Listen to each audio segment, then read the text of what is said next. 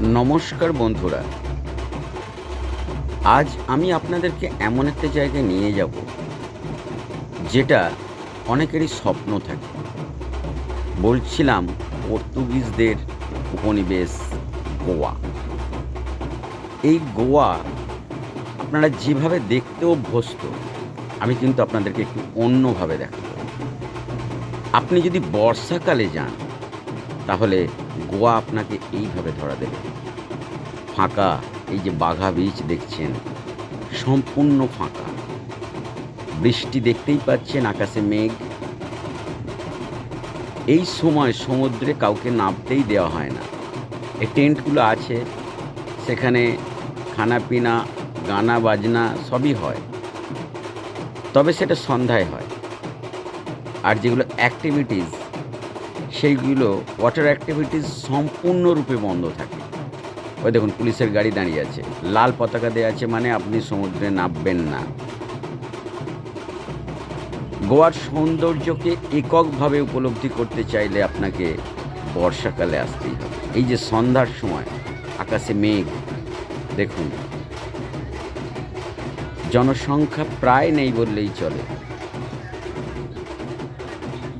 বর্ষাকালটা গোয়ার off season. আপনি অনেক কমে সি বিচের কাছেই হোটেল পেয়ে যাবেন। গাড়ি ভাড়া সামান্য দরাদরি করলেই আপনার মোটামুটি আয়ত্তের মধ্যে এসে যাবে। ফাঁকায় ফাঁকায় নিরিবিলিতে গোয়াকে উপলব্ধি করতে চাইলে আপনাকে আসতে হবে বর্ষায়। এই দেখুন পুলিশ গাড়ি আছে, পুলিশেরই একটা মঞ্চ করা আছে যেখান থেকে ওরা ওয়াচ করে। এই যে সন্ধ্যার গোয়া, আকাশে ঘন মেঘ, সমুদ্রের ঢেউ, পুলিশের কড়া পহরা। এই আমার দাদা সুশান্ত রানা, আমরা দু ভাই গোয়াকে এনজয় করতে গিয়েছিলাম।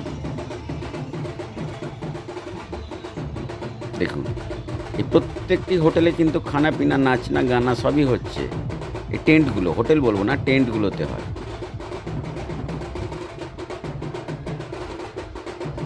গোয়াকে এককভাবে উপলব্ধি করছি আমি।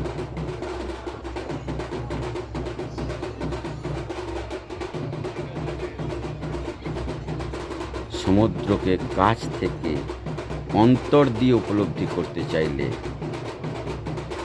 গোয়ায় আসতে হবে। তবে হ্যাঁ, আমি এটাও বলবো, গোয়ার পর্তুগিজদের কীর্তি যদি আপনি দেখতে চান, বা তাদের উপনিবেশিক শাসনকালে যা যা হয়েছিল সেগুলো যদি আপনি দর্শন করতে চান, তাহলে গোয়া ঠিক আছে। নইলে বাঙালির পুরী, দীঘা কোনো অংশে কম নয়। আরব সাগর, বঙ্গোপসাগর, সাগর সব মিলে মহাসাগর, সবই এক। গোয়ার মূল আকর্ষণ হলো নাইট লাইফ। যারা খানাপিনা পছন্দ করেন, একটু আনন্দ হুল্লোড় পছন্দ করেন, তাদের জন্য গোয়া হলো পারফেক্ট জায়গা। এই হচ্ছে সেই খানাপিনা আনন্দ করার জায়গা। আপনি এখানে আসুন। যদি আপনার ওই ধরনের মানসিকতা থেকে থাকে তাহলে আপনি ফুললি এনজয় করতে পারবেন, কারণ পানীয়র দাম অনেক কম। এই হচ্ছে সেই স্টেশন যেখানে আপনাকে নেমে যেতে হবে।